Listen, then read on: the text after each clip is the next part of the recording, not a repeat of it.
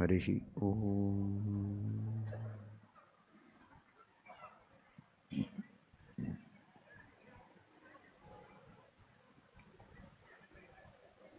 ಯತ್ಪದಂ ವೇದ ಸಂವೇದ್ಯಂ ಕಟಾಕ್ಷೇಣಾಪಿ ವೀಕ್ಷಿತುಂ ನ ಕ್ಷಮಂತೆ ವಿಮತಯಸ್ತಮುಪಾಸೇ ಶ್ರೇಯಃ ಪತಿಂ.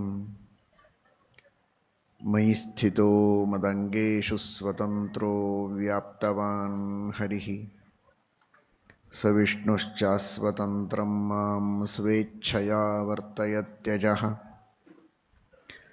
ಸ್ವಾತ್ಮನಸ್ತಸ್ಯ ಪೂಜಾ ಸ್ಯುಃ ಮನೋವಾಕ್ಕಾಯವೃತ್ತಯಃ. ಮಮೈತಾಃ ಇತಿ ಕರ್ತಾರಂ ಉದ್ದೇಶ್ಯಂಚ ಹರಿಂ ಸ್ಮರೇತ್.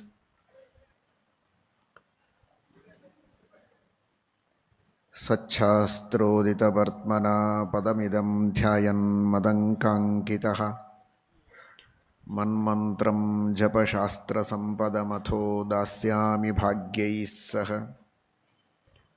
ತತ್ತತ್ವಾನ್ಯಪಿ ಬೋಧಯಾಮಿ ತದನುಪ್ರಾಪ್ಯೋ ಮದಂಘ್ರಿರ್ಭವೇತ್. ಇತ್ಯಾಘೋಷಯತೀವ ಯಃ ಕರಚಯೈಸ್तं ವಾಜಿವಕ್ತ್ರಂ ಭಜೆ. ಧರ್ಮವಿಜ್ಞಾನವೈರಾಗ್ಯಪರಮೈಶ್ವರ್ಯಶಾಲಿನಃ ಆನಂದತೀರ್ಥಭಗವತ್ಪಾದಾನ್ ವಂದೇ ನಿರಂತರಂ. ನೌಮಿ ನ್ಯಾಯಸುಧಾದಿಕೃಜ್ಜಯಮುನೀನ್ ಶ್ರೀಪಾದರಾಟ್ಸನ್ಮಣೀನ್ ವ್ಯಾಸಾರ್ಯಾನ್ ವಿವಿಧಾಗಮಾಬ್ಧಿವಿಹರಾನ್ ಶ್ರೀವಾದಿರಾಜಾನಪಿ ವಂದೇ ಹಂಸವರಾನ್ ರಘೂತ್ತಮಗುರೂನ್ ವೈದಗ್ಧ್ಯವಾರಾಂ ನಿಧೀನ್. ಶ್ರೀ ಸತ್ಯವ್ರತರಾಘವೇಂದ್ರ ಮುನಿಪಾನ್ ಸದ್ಬೋಧಸಧ್ಯಾನಪಾನ್.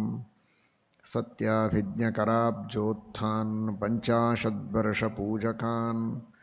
ಸತ್ಯಪ್ರಮೋದತೀರ್ಥಾರ್ಯಾನ್ ನೌಮಿ ನ್ಯಾಯಸುಧಾರತಾನ್.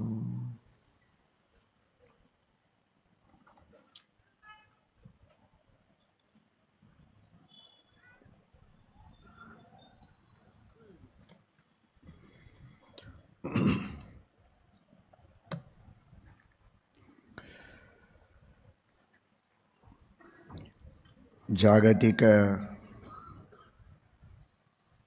ಧಾರ್ಮಿಕ ಪ್ರಪಂಚದ ಶ್ರದ್ಧೆಗೆ ಕೇಂದ್ರ ಬಿಂದುವಾದ ಶ್ರೀರಾಮಚಂದ್ರನ ದಿವ್ಯವಾದ ಆದರ್ಶಗಳು, ಅವತಾರ ಮಾಡಿದ್ದು ಮಾನವರ ಮಧ್ಯದಲ್ಲಿ ಆಗಿದ್ದರೂ ಮಾನವನಲ್ಲದೆ ಸರ್ವೋತ್ತಮ ದೇವನಾಗಿ ಮಾನವರಿಗೆ ಶಿಕ್ಷಣವನ್ನು ನೀಡುವುದಕ್ಕೆ ಮಾನವರಂತೆ ನಟನೆ ಮಾಡಿದ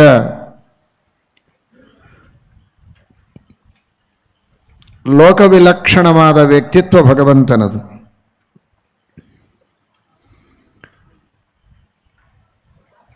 ಅಮಾನಿ ಮಾನದೋ ಮಾನ್ಯ ಅಂತ ವಿಷ್ಣು ಸಹಸ್ರನಾಮ ಹೇಳುತ್ತದೆ. ಅವನು ಮಾನದ, ಮಾನವನಲ್ಲ, ಮಾನದ.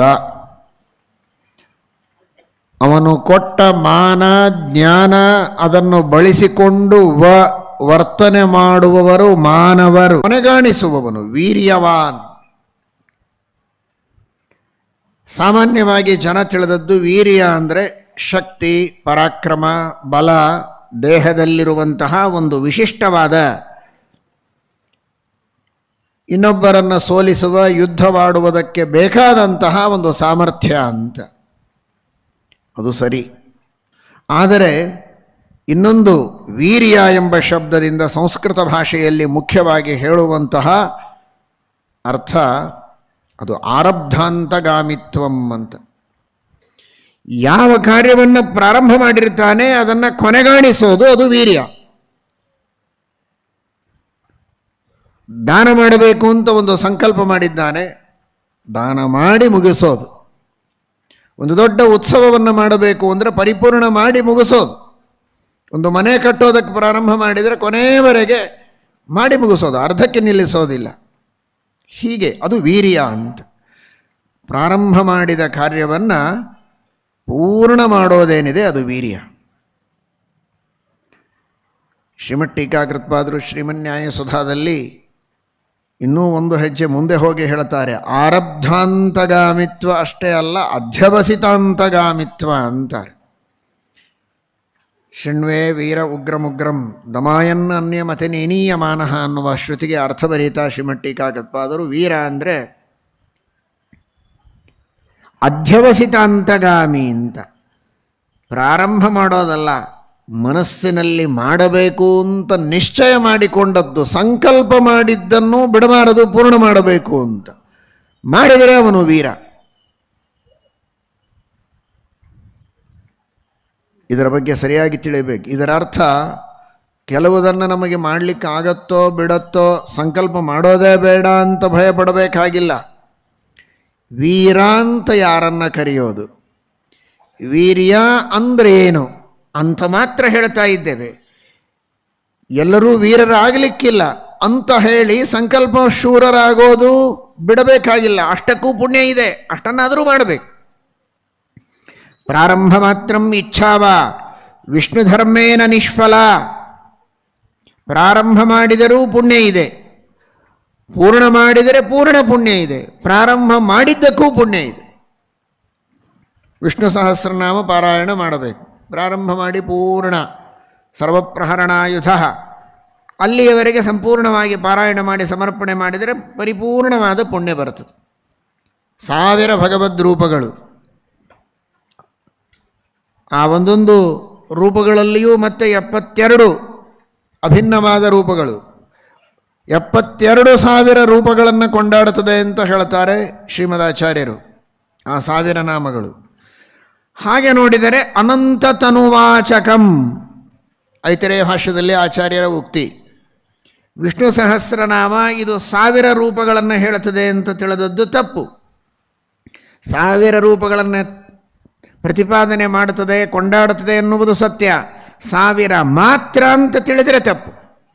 ಅನಂತ ತನುವಾಚಕಂ, ಅನಂತ ರೂಪಗಳನ್ನು ವರ್ಣನೆ ಮಾಡುವಂತಹ ಸ್ತೋತ್ರ ಅದು ವಿಷ್ಣು ಸಹಸ್ರನಾಮ. ಅದಕ್ಕೆ ಸಮಾನವಾದ ಸ್ತೋತ್ರ ಇಲ್ಲ, ಅಂತಹ ಉತ್ತಮವಾದ ಸ್ತೋತ್ರ ಅಂತ ಅದನ್ನು ಕೊಂಡಾಡಿದ್ದಾರೆ. ಮತ್ತು ಸಹಸ್ರ ಸಹಸ್ರ ಅಂತಾರಲ್ಲ, ಏನಿದು ಸಹಸ್ರ?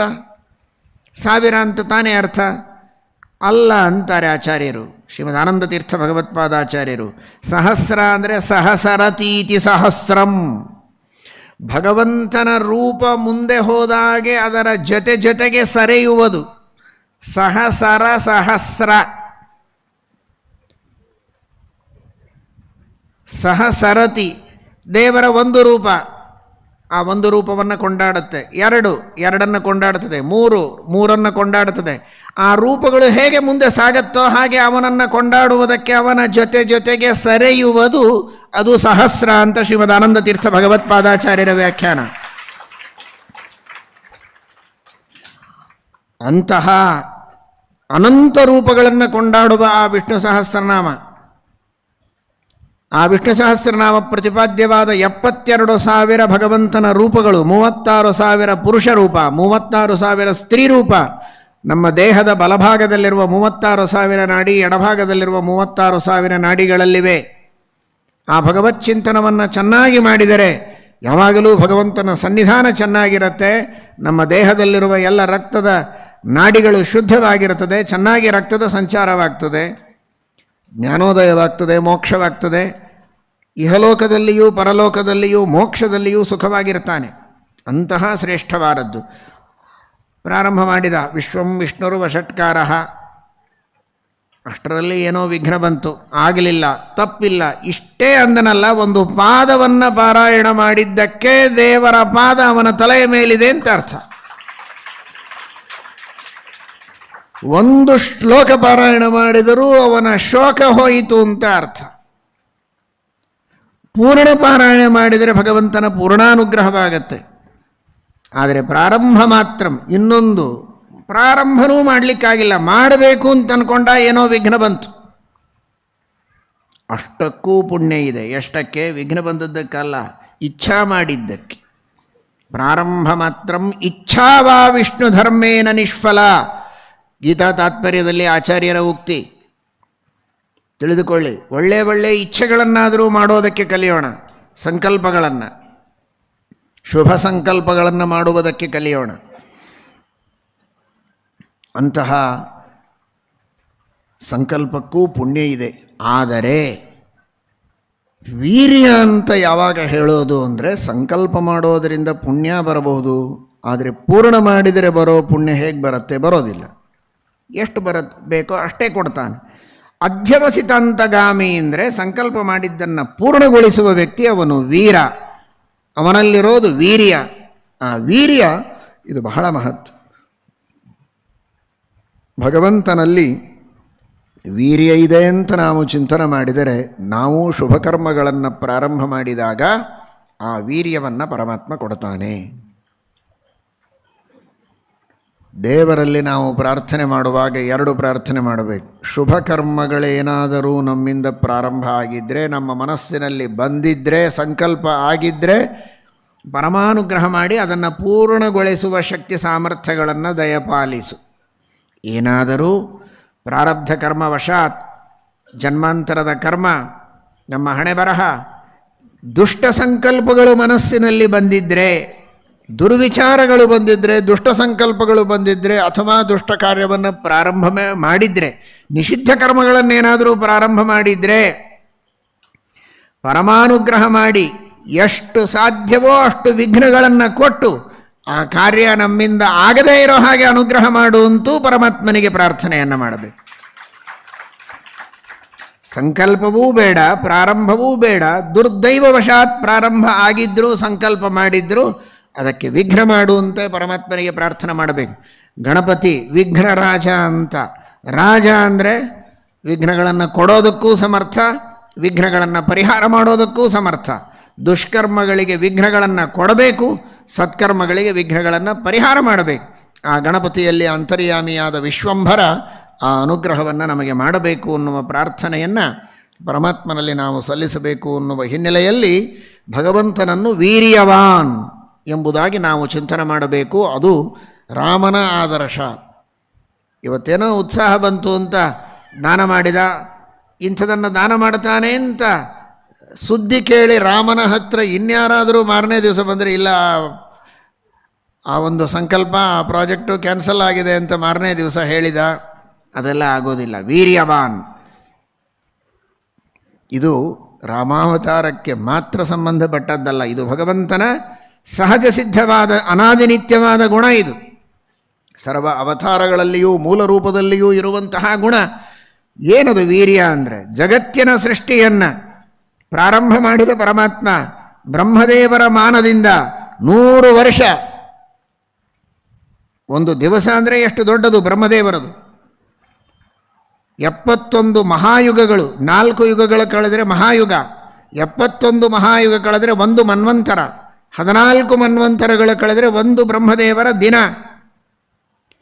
ಈ ಲೆಕ್ಕದಲ್ಲಿ ರಾತ್ರಿ. ಅದೇ ರೀತಿ ಬ್ರಹ್ಮದೇವರ 100 ವರ್ಷ.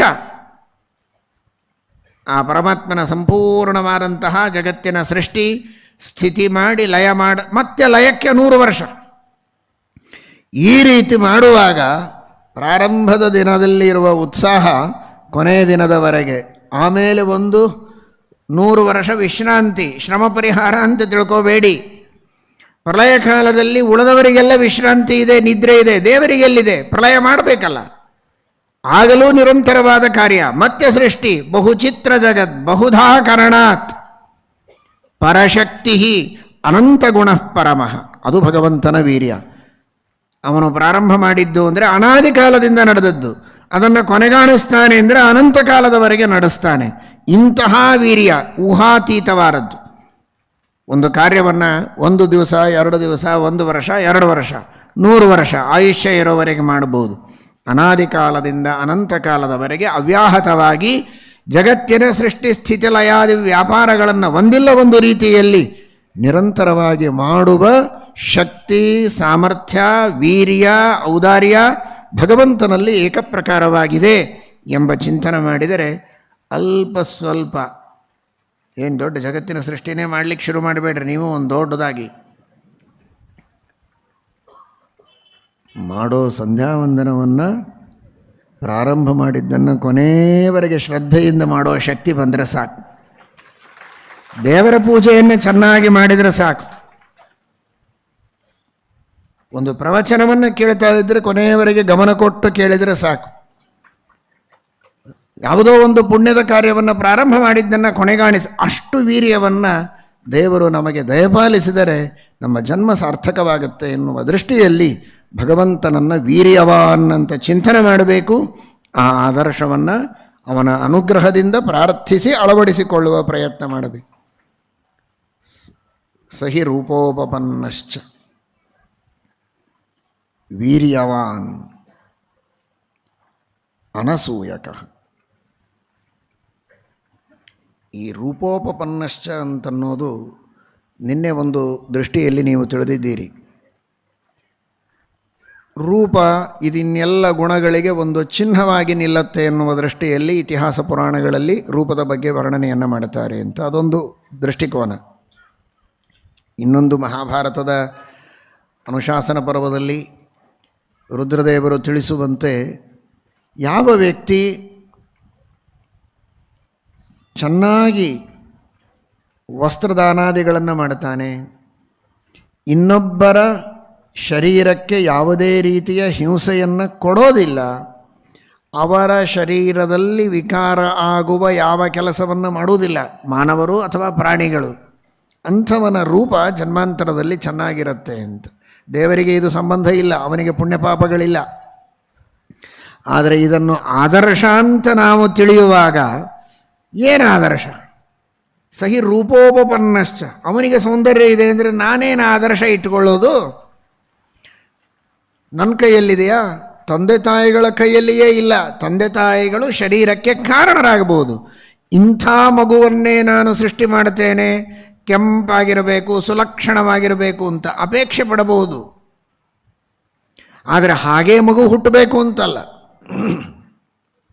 ಬೇಕಾದಷ್ಟು ಕೇಸರಿ ಹಾಲು ಕುಡಿದ್ರೆ ಮಗು ಕೆಂಪಾಗಿ ಹುಟ್ಟುತ್ತದೆ ಅಂತ, ಹುಟ್ಟೋದು ಕರಿನೇ ಹುಟ್ಟುತ್ತದೆ. ಮತ್ತು ಈಗಿನ ಕಾಲದ ಕೇಸರಿನೇ ಕರಿ ಇರ್ತವೆ ಅಂತ ಕೇಸರಿನ ಬೈಬೋದು, ಆದರೆ ಮಗು ನಿಮಗೆ ಬೇಕಾದಾಗಂತೂ ಹುಟ್ಟಲಿಲ್ಲಲ್ಲ. ಹಾಗಾದರೆ ಅದು ಭಗವಂತನ ಕೈಯಲ್ಲಿದೆ. ಅದನ್ನು ಆದರ್ಶ ಅಂತ ಇಟ್ಟುಕೊಂಡು ನಾವು ಅಳವಡಿಸಿಕೊಳ್ಳೋದು ಹೇಗೆ? ಹಾಗಾದರೆ ದೇವರಲ್ಲಿ ಅದನ್ನು ಗುಣ ಅಂತ ಚಿಂತನೆ ಮಾಡಬೇಕು. ಆದರ್ಶ ಅಂತ ತಿಳಿದುಕೊಳ್ಳುವಾಗ ಯಾವ ದೃಷ್ಟಿಕೋನದಲ್ಲಿ ನಾವು ಅದನ್ನು ಅರ್ಥ ಮಾಡಿಕೊಳ್ಳಬೇಕು ಅಂದರೆ, ಆ ರೂಪೋಪಪನ್ನತೆ ಜನ್ಮಾಂತರದಲ್ಲಿ ಬರಬೇಕಾದರೆ ಈಗ ಏನು ಸತ್ಕರ್ಮ ಮಾಡಬೇಕು ಅದನ್ನು ಆದರ್ಶವಾಗಿಟ್ಟುಕೊಳ್ಬೇಕು. ಉತ್ತಮವಾದ ರೂಪ ಸಂಪನ್ನ ಆಗಬೇಕಾದರೆ ಇನ್ನೊಬ್ಬರ ರೂಪಕ್ಕೆ ಹಿಂಸೆ ಮಾಡಬಾರದು. ಅನೇಕ ಪ್ರಾಣಿಗಳ ಹಿಂಸೆಯನ್ನು ಕೆಲವರು ಮಾಡ್ತಾರಲ್ಲ, ಆ ಪ್ರಾಣಿಗಳ ಹಿಂಸೆಯನ್ನು ಮಾಡಿದರೆ ಯಾವ ಯಾವ ಅಂಗದಲ್ಲಿ ವೈಕಲ್ಯ ಬರುವಂತೆ, ವಿಕೃತತೆ ಬರುವಂತೆ ಮಾಡಿರ್ತಾನೆ, ಆ ಅಂಗಗಳಲ್ಲಿ ಇವನಿಗೆ ವಿಕಾರ ಆಗತ್ತೆ, ಆ ಅಂಗಗಳು ವಿಕೃತವಾಗಿರ್ತವೆ, ಸೌಂದರ್ಯ ಇರೋದಿಲ್ಲ ಅಂತ ಮಹಾಭಾರತ ಹೇಳುತ್ತೆ. ಹಿಂಸಾಚಾರ ನಮ್ಮಲ್ಲಿರಬಾರದು. ಅನೇಕ ದಾನ ಧರ್ಮಗಳನ್ನು ಮಾಡಬೇಕು. ಇನ್ನೊಬ್ಬರು ಚೆನ್ನಾಗಿ ಕಾಣಿಸುವುದಕ್ಕೆ ವಸ್ತ್ರ ಒಂದು ಕಾರಣ ಅಲ್ವೋ? ವಿದ್ಯೆಯ ವಪುಷ ವಾಚ ವಸ್ತ್ರೇಣ ವಿನಯೇನ ಚ ವಕಾರೈ ಪಂಚಭಿರ್ಹೀನಃ ನರೋಯಾತಿ ನಗೌರವಂ. ಹಾಗಾದರೆ ವಸ್ತ್ರವು ಒಂದು ಸೌಂದರ್ಯಕ್ಕೆ ಕಾರಣ, ಒಂದು ಸೌಂದರ್ಯದ ಅಭಿವ್ಯಕ್ತಿಗೆ ಕಾರಣ ಅಂದ ಮೇಲೆ ವಸ್ತ್ರದಾನಾದಿಗಳನ್ನು ಯಥಾಯೋಗ್ಯವಾಗಿ ಮಾಡಿದರೆ, ದಾನ ಧರ್ಮಗಳನ್ನು ಮಾಡೋದು, ಹಿಂಸಾಚಾರದಿಂದ ದೂರ ಇರೋದು, ಇನ್ನೊಬ್ಬರ ದೇಹದ ಪುಷ್ಟಿಗೆ ಸಹಾಯ ಮಾಡೋದು, ಅಂತಹ ಸತ್ಕರ್ಮಗಳನ್ನು ಮಾಡೋದು ನಮಗೆ ಆದರ್ಶವಾಗುತ್ತೆ.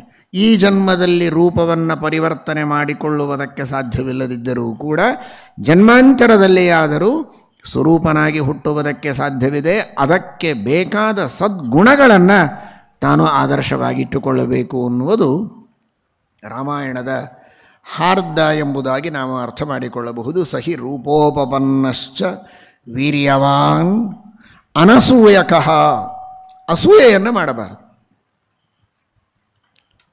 ಅಸೂಯೆಯನ್ನು ಮಾಡಬಾರದು ಅಂದರೆ ಏನು ಅರ್ಥ? ಅರ್ಥ ತಿಳಿದುಕೊಂಡ್ರೆ ಅಳವಡಿಸಿಕೊಳ್ಬೋದು.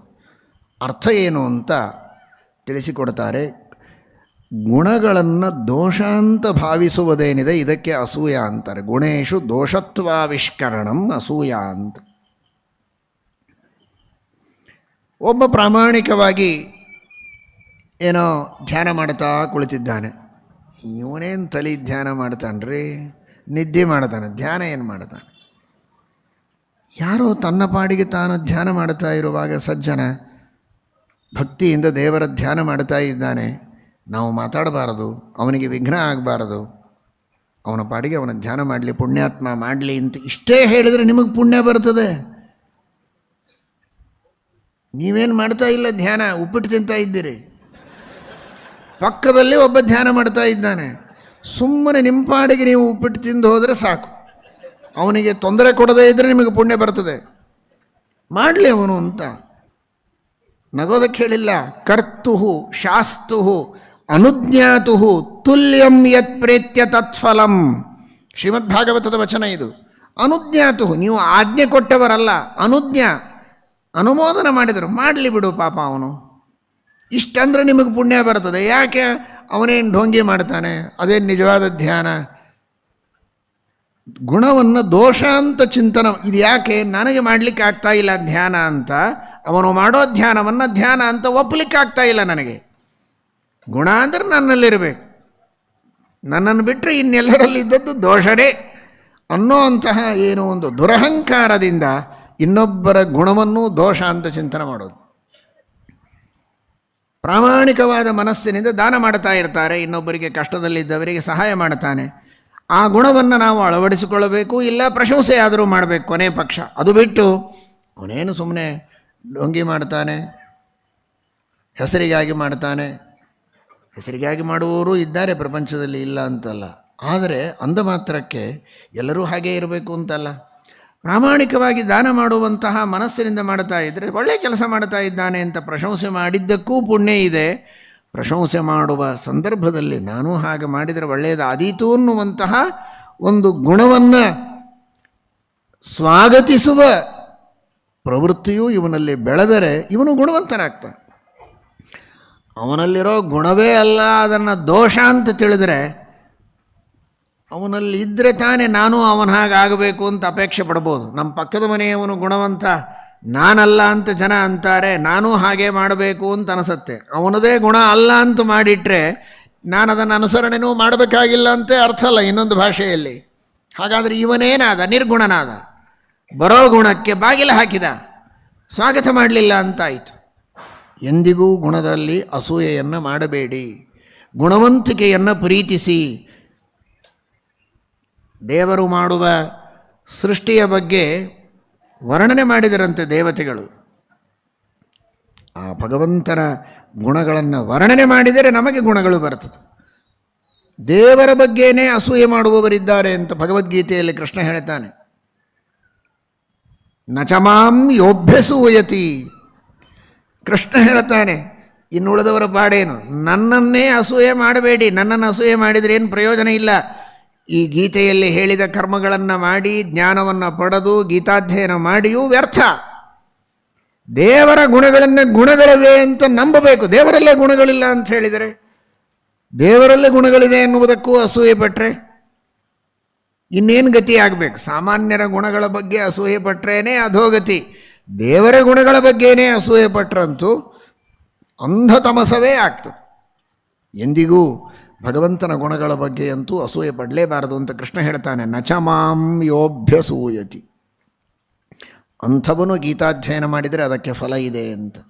ಹಾಗಾಗಿ ಅನಸೂಯಕಃ, ಎಂದಿಗೂ ಭಗವಂತನ ಗುಣಗಳ ಬಗ್ಗೆ ಅಂತೂ ಸರಿ, ದೇವತೆಗಳು, ಋಷಿಗಳು, ಮುನಿಗಳು, ಜ್ಞಾನಿಗಳು, ದೊಡ್ಡವರ ಬಗ್ಗೆ ಅಂತೂ ಸರಿ, ತನ್ನ ಸಮಕಾಲದಲ್ಲಿದ್ದ ಸಜ್ಜನರು, ಮಹಾತ್ಮರು, ಪುಣ್ಯಾತ್ಮರು, ಪೂತಾತ್ಮರು, ಮಹಿತಾತ್ಮರು, ಧನ್ಯಾತ್ಮರು ಅಂತೇನಿದ್ದಾರೆ ಅಂಥವರ ಗುಣಗಳನ್ನು ಕಂಡು ಅಸೂಯೆಯನ್ನು ಪಡಬಾರದು, ಸಂತೋಷ ಪಡಿಸಬೇಕು, ಅವರನ್ನು ಪ್ರಶಂಸೆ ಮಾಡಬೇಕು, ಮುಕ್ತ ಕಂಠದಿಂದ ಪ್ರಶಂಸೆ ಮಾಡಬೇಕು, ಪ್ರಾಮಾಣಿಕವಾದ ಹೃದಯದಿಂದ ಪ್ರಶಂಸೆ ಮಾಡಬೇಕು, ತೋರಿಕೆಗೆ ಅಲ್ಲ.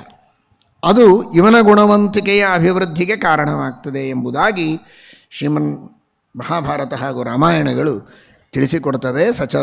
ಸಹಿ ರೂಪೋಪಪನ್ನಶ್ಚ ವೀರ್ಯವಾನ್ ಅನಸೂಯಕಃ. ಇದರರ್ಥ ದೇವರಿಗಿಂತಲೂ ಹೆಚ್ಚು ಗುಣ ಯಾರಿಗೋ ಇತ್ತು, ಆದರೂ ಅಸೂಯೆ ಮಾಡಲಿಲ್ಲ ದೇವರು ಅಂತ ತಿಳ್ಕೊಬೇಡ್ರಿ. ಇಲ್ಲವೇ ಇಲ್ಲ. ಏನಿದೆ ಆ ಗುಣವನ್ನು ಗುಣ ಅಂತ ನಂಬಿ ಅನುಗ್ರಹ ಮಾಡ್ತಾ ಇದ್ದ. ಸಣ್ಣ ಮಗು ಇದ್ದರೂ ಅವನಲ್ಲಿರುವ ಗುಣಕ್ಕೆ, ನೀವೇ ಪ್ರಸಿದ್ಧವಾದ ಕಥೆಯನ್ನು ಕೇಳಿದ್ದೀರಿ, ಅಳಿಲು ಸೇವೆ ಅಂತ. ದೊಡ್ಡ ದೊಡ್ಡ ಕಪಿಗಳು, ದೇವಾವತಾರರವರೆಲ್ಲ ಪರ್ವತಗಳನ್ನೇ ಶಿಖರಗಳನ್ನೇ ಎತ್ತೆತ್ತಿ ತಂದು ಸಮುದ್ರದಲ್ಲಿ ಹಾಕ್ತಾ ಇದ್ದಾರೆ ಸೇತುವೆಯನ್ನು ಕಟ್ಟಬೇಕಾದರೆ. ಅಂತಹ ಮಹಾ ಸಮರ್ಥರಾದ ಕಪಿಗಳು ಗುಡ್ಡಗಳನ್ನು ಎತ್ತಿ ಹಾಕ್ತಾ ಇದ್ದಾರೆ. ತಾನು ಉಸುಕಿನ ಮೇಲೆ ಹೊರಳಾಡಿ ಆ ಉಸುಕನ್ನು ತಂದು ನೀರಲ್ಲಿ ಹಾಕ್ತಾ ಇದ್ದರೆ ಆ ಅಳಿಲಿಗೂ ಪರಮಾತ್ಮ ಅನುಗ್ರಹ ಮಾಡಿದ ಅಂತ ಕೇಳ್ತೇವೆ. ಅಂತಹ ಗುಣವನ್ನು, ಅಷ್ಟು ಸಣ್ಣ ಗುಣ, ಅದು ಗುಣ ಅಂತ ಅನ್ನಿಸ್ತದ? ಅದು ಗುಣ ಅಂತ ಅನ್ನಿಸ್ತದ? ಅನಿಸೋದೇ ಇಲ್ಲ. ಇಷ್ಟು ದೊಡ್ಡ ಕೆಲಸ ನಡೆದಾಗ ಒಂದಿಷ್ಟು ಉಸುಕು ಹಾಕಿದರೆ ಏನಾಗಬೇಕಾಗಿದೆ. ಆದರೆ ದೇವರು ಅದಕ್ಕೂ ಮಹತ್ವ ಕೊಟ್ಟ ಅಂತ. ಅಷ್ಟು ಸಣ್ಣ ಸೇವೆ ಮಾಡುವವರು ಯಾರಿದ್ದಾರೆ? ನಾವು ಹುಡುಕ್ಬೇಕು ಸ್ವಲ್ಪ ಅಂತ ಹೀಗೆ ಅನ್ನಿಸ್ತಾ ಇದೆಯಾ? ಯಾರನ್ನೂ ಹುಡುಕ್ಬೇಡ್ರಿ, ಕನ್ನಡಿ ಮುಂದೆ ನಿಂದ್ರಿ, ಸಿಗತ್ತೆ. ನಾವೇ ಇದ್ದೀವಲ್ಲ, ಬೇರೆ ಆಗಬೇಕು. ಏನು ಮಾಡ್ತೇವೆ ನಾವು? ಹೇಗೆ ಅರ್ಚಿಸಲಿ ಮೆಚ್ಚಿಸಲಿ ನಿನ್ನ? ಬ್ರಹ್ಮಾದಿ ದೇವತೆಗಳು ಸ್ತೋತ್ರ ಮಾಡುವಾಗ ನಮ್ಮ ಸ್ತೋತ್ರ ಏನು? ಬ್ರಹ್ಮಾದಿ ದೇವತೆಗಳು ಪಾಠ ಪ್ರವಚನಗಳನ್ನು ಮಾಡುವಾಗ ನಾವು ಮಾಡುವ ಪಾಠ ಪ್ರವಚನಗಳು ಯಾವ ಲೆಕ್ಕ? ಏನು ಅನ್ನದಾನ, ಏನು ಜ್ಞಾನದಾನ, ಯಾವ ಪೂಜೆ, ಏನು ಸಂಧ್ಯಾವಂದನ, ಏನು ವೇದ ಪಾರಾಯಣ, ಯಾವುದೂ ದೊಡ್ಡದಲ್ಲ. ಬಹಳ ಬಹಳ ಬಹಳ ಸಣ್ಣದು. ನಿರಂತರವಾಗಿ ವೇದಾಧ್ಯಯನದಲ್ಲಿ ಪಾಠ ಪ್ರವಚನದಲ್ಲಿ ನಿರತರಾದ ಋಷಿಮುನಿಗಳಿದ್ದಾರೆ. ಅಖಂಡವಾಗಿ ಸ್ತೋತ್ರ ಮಾಡುವ ಬ್ರಹ್ಮಾದಿ ದೇವತೆಗಳಿದ್ದಾರೆ. ಆರಾಧಿತೋ ಯೋ ಬ್ರಹ್ಮಾದ್ಯೈ ಭಕ್ತಿಜ್ಞಾನ ದಯಾದಿಭಿ ಕಿಂ ತಸ್ಯ ಕಾಮುಕಜನೈ ಕೃತಯ ಪರಿಚರ್ಯಯ. ಕಾಮದ ಸೋಂಕು ತಾಗದೇ ಇದ್ದಂತೆ ಬ್ರಹ್ಮಾದಿ ದೇವತೆಗಳು ನಿಷ್ಕಾಮವಾಗಿ ಅವಿರತವಾಗಿ ಭಗವಂತನ ಸೇವೆ ಪೂಜೆಯನ್ನು ಮಾಡುತ್ತಾ ಇರುವಾಗ ಕಾಮದ ಕೊಳಚೆಯಲ್ಲಿ ಮುಳುಗಿದ್ದು ಇದು ಬೇಕು ಅದು ಬೇಕು ಅಂತ ಬೇಡಿ ಬಯಸಿ ಕಾಡಿ ಆ ಭಗವಂತನನ್ನು ಪೂಜೆ ಮಾಡುವ ಪಾಮರರ ಪೂಜೆಯಿಂದ ಆ ಭಗವಂತನಿಗೆ ಏನಾಗಬೇಕಾಗಿದೆ? ನಾವೆಲ್ಲ ಪಾಮರರು, ಅವನು ಅಪಾಮರ. ಅಮರ ಅಂದರೆ ದೇವತೆ, ಅಪ ಅಂದರೆ ಅವನಿಗೆ ಯಾರೂ ಪಾಲಕರಿಲ್ಲ. ಪಾಮರರು ಮಾಡುವ ನಮ್ಮ ಪೂಜೆ ಆ ಅಪಾಮರನಿಗೆ ಯಾಕೆ ಬೇಕು? ಆದರೂ ಅದನ್ನು ಸ್ವೀಕಾರ ಮಾಡುತ್ತಾನೆ. ಅದು ಅವನ ದಯೆ. ನಹೀಂದಿರಾರಾಧ್ಯ ಪದೋ ಮುಕುಂದ ದುರ್ವಾಂಕುರೈರ್ಮಂದಧನೈರಪೂಜ್ಯ. ಜಗತ್ತಿನ ಸಂಪತ್ತಿನ ಒಡತಿಯಾದ ಮಹಾಲಕ್ಷ್ಮಿ ಸಕಲ ಸಂಪತ್ತುಗಳನ್ನು ಪಾದಕ್ಕೆ ಹಾಕಿ ಪೂಜೆಯನ್ನು ಮಾಡುವುದಕ್ಕೆ ಸಿದ್ಧಳಿದ್ದಾಳೆ. ಮಾಡುತ್ತಾಳೆ ಏನು ಧನ್ಯಳೋ ಲಕ್ಷ್ಮಿ, ಎಂಥ ಮಾನ್ಯಳು. ಅಂತಹ ಮಹಾಲಕ್ಷ್ಮಿಯ ಮಹಾವೈಭವದ ಪೂಜೆ, ಮಹಾಭಕ್ತಿಯ ಪೂಜೆ, ಬರೀ ವೈಭವ ಅಲ್ಲ, ಪರಮಭಕ್ತಿಯಿಂದ ಮಾಡುವ ಪೂಜೆ ಇದ್ದಾಗ ಅತ್ಯಲ್ಪ ಭಕ್ತಿ, ಅತ್ಯಲ್ಪ ಸಂಪತ್ತು, ಅಂತಹ ಅಲ್ಪ ಸೇವೆಯನ್ನು ದೇವರು ಸ್ವೀಕಾರ ಮಾಡ್ತಾನೆ ಅಂದರೆ ನಾವೆಲ್ಲ ಅಳಿಲು. ಆದರೂ ಪರಮಾತ್ಮ ನಮ್ಮೆಲ್ಲರ ಸೇವೆಯನ್ನು ಸ್ವೀಕಾರ ಮಾಡುತ್ತಾನೆ ಎನ್ನುವುದೇ ಆ ಭಗವಂತನ ಬಹಳ ದೊಡ್ಡದಾದಂತಹ ಅನಸೂಯ. ಆ ಗುಣವನ್ನು, ಅಷ್ಟು ಸಣ್ಣ ಗುಣವನ್ನು ದೋಷ ಅಂತ ಸಹಜವಾಗಿ ದೇವರು ಹೇಳ್ಬಿಡೋದು. ನಿಂದೇನೋ ಪೂಜೆ ಅಂತ ಅನ್ಬೋದು. ಆದರೂ ಹಾಗನ್ನದೇ ಆ ಪರಮಾತ್ಮ ಅದನ್ನು ಸ್ವೀಕಾರ ಮಾಡ್ತಾನೆ. ಅದನ್ನು ದೋಷ ಅಂತ ಅನ್ನೋದಿಲ್ಲ. ಇದೇ ಅವನ ಅನಸೂಯತ್ವ, ಅನಸೂಯಕಃ. ಯಾಕೆ ಅಂದರೆ ಸ್ವಾರ್ಥ ಏನಾದರೂ ಇದ್ದರೆ ಇದೆಲ್ಲ ಬರ್ತದೆ. ಅವನಿಗೆ ಸ್ವಾರ್ಥನೇ ಇಲ್ಲ, ಅವನ ಆನಂದಕ್ಕೆ ಕೊರತೆ ಇಲ್ಲ, ಪರಿಪೂರ್ಣವಾದ ವ್ಯಕ್ತಿತ್ವ ಪರಮಾತ್ಮನದು. ಹೀಗಾಗಿ ಅನಸೂಯಕಃ. ಯಾಕೆ ಅಂದರೆ ಅನ ಅಂದರೆ ಮುಖ್ಯ ಪ್ರಾಣದೇವರು, ಅನಸು ಅಂದರೆ ಮುಖ್ಯ ಪ್ರಾಣನ ತಾಯಿ ಲಕ್ಷ್ಮೀದೇವಿ, ಹೌದಲ್ಲ? ಸು ಅಂದರೆ ಹೆತ್ತವಳು, ಅನ ಮುಖ್ಯ ಪ್ರಾಣ. ಆ ಅನ ಮುಖ್ಯ ಪ್ರಾಣನನ್ನು ಸು ಹೆತ್ತವಳು ಅಂದರೆ ಮಹಾಲಕ್ಷ್ಮಿ. ಯ ಅಂದರೆ ಯಕಾರಸ್ತು ಪ್ರಜಾಪತಿ ಬ್ರಹ್ಮದೇವರು. ಆ ಲಕ್ಷ್ಮೀದೇವಿಗೂ ಬ್ರಹ್ಮದೇವರಿಗೂ ಆನಂದವನ್ನು ಕೊಡುವಂತಹ ಪರಮಪುರುಷ ಇವನು ಅನಸೂಯಕ. ಅಂತಹ ಪರಮಾತ್ಮನಿಗೆ ಯಾರ ಮೇಲೆ ಏನು ಸಿಟ್ಟಿದೆ, ಯಾರನ್ನು ಯಾಕೆ ಅವನು, ತನಗೇನಾದರೂ ಸ್ವಾರ್ಥ ಇದ್ದರೆ, ತಾನಿನ್ನೂ ಬೆಳಿಬೇಕು ಅಂತಿದ್ರೆ ಆ ರೀತಿ ಬೆಳೆಯಬೇಕು ಅಂತ ಕೆಲವರು ಅಪೇಕ್ಷೆ ಬಿಡ್ತಾರೆ. ಆ ರೀತಿ ಅಂದರೆ ಗೊತ್ತಾಯ್ತಾ? ಯಾವ ರೀತಿ ಬೆಳೆಯೋದು? ಎರಡು ರೀತಿ ಇದೆ, ಗೊತ್ತಲ್ಲ ನಿಮಗೆ. ಒಂದು ಪಾಟಿ ಮೇಲೆ ಒಂದು ಗೆರೆ ಬರೆಯೋದು, ಇನ್ನೊಂದು ಗೆರೆ ದೊಡ್ಡದಾಗಬೇಕು ಅಂದರೆ ಅದಕ್ಕಿಂತ ಪಕ್ಕದಲ್ಲಿ ದೊಡ್ಡದು ಬರೆದ್ರೆ ಪರವಾಗಿಲ್ಲ, ಸಣ್ಣದೇ ಬರೆದು ಇದನ್ನು ಅಳಿಸೋರು ಕೆಲವರು ಇರ್ತಾರೆ. ಇನ್ನೊಂದನ್ನು ಅಳಿಸಿ ತಾವು ದೊಡ್ಡವರಾಗಬೇಕು ಅಂತ. ಅದ್ಯಾಕೆ? ಆ ಗೆರೆ ಇದ್ದಷ್ಟೇ ಇರಲಿ, ಪಕ್ಕದಲ್ಲಿ ನೀವು ದೊಡ್ಡ ಗೆರೆ ಬರೆದ್ರೆ ಆಯಿತಲ್ವೋ, ಅದು ಚಿಕ್ಕದಾಗತ್ತೆ. ಹಾಗೆ ಚಿಕ್ಕದು ಮಾಡಿದರೆ ತಪ್ಪಿಲ್ಲ. ಅದಲ್ಲ, ಬರೆದದ್ದನ್ನು ಅಳಿಸೋದು, ಇನ್ನೊಬ್ಬರಲ್ಲಿದ್ದದ್ದನ್ನು ಅಳಿಸಿ ನಾವು ದೊಡ್ಡವರಾಗೋದು ಬೇಡ. ಅವರ ಗುಣಗಳನ್ನು ಅಳಿಸಿದರೆ ನಮ್ಮನ್ನು ಅಳಿಸ್ಲಿಕ್ಕೆ ದೇವರಿಗೇನು ತಡ ಹಿಡಿಯೋದಿಲ್ಲ, ಚೆನ್ನಾಗಿ ಅಳಿಸ್ಲಿಕ್ಕೆ ಬರ್ತದೆ. ಎರಡು ರೀತಿಯಿಂದಲೂ ನಮ್ಮ ಗುಣಗಳನ್ನು ಅಳಿಸ್ಲಿಕ್ಕೆ ಒರೆಸಲಿಕ್ಕೆ ಬರ್ತದೆ, ಗಳಗಳ ಅಳಿಸ್ಲಿಕ್ಕೂ ಬರ್ತದೆ.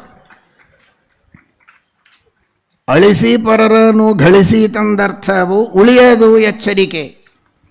ಆ ರೀತಿ ನಾವು ಭಗವಂತನ ಗುಣಗಳನ್ನು ಚೆನ್ನಾಗಿ ತಿಳಿದು, ದೇವರು ಬಹಳ ದೊಡ್ಡದಾದಂತಹ ಸ್ಥಾನದಲ್ಲಿದ್ದು ಅನಸೂಯಕನಾಗಿದ್ದಾನೆ, ನಾವು ತಕ್ಕ ಮಟ್ಟಿಗೆ ಅಕ್ಕಪಕ್ಕದಲ್ಲಿರುವ ಜನರಲ್ಲಿರುವ ಗುಣಗಳನ್ನು ಪ್ರೀತಿಸಿ ಸ್ವಾಗತಿಸುವ ಪ್ರಯತ್ನ ಮಾಡೋಣ ಎಂಬ ಆದರ್ಶವನ್ನು ಪಡೆದುಕೊಳ್ಳಬೇಕು ಎಂಬುದಾಗಿ ತಿಳಿಸ್ತಾರೆ. ಸಹಿ ರೂಪೋಪಪನ್ನಶ್ಚ ವೀರ್ಯವಾನ್ ಅನಸೂಯಕಃ ಭೂಮೌ ಅನುಪಮಸ್ಸೂನು ಗುಣೈರ್ದಶರಥೋಪಮಃ.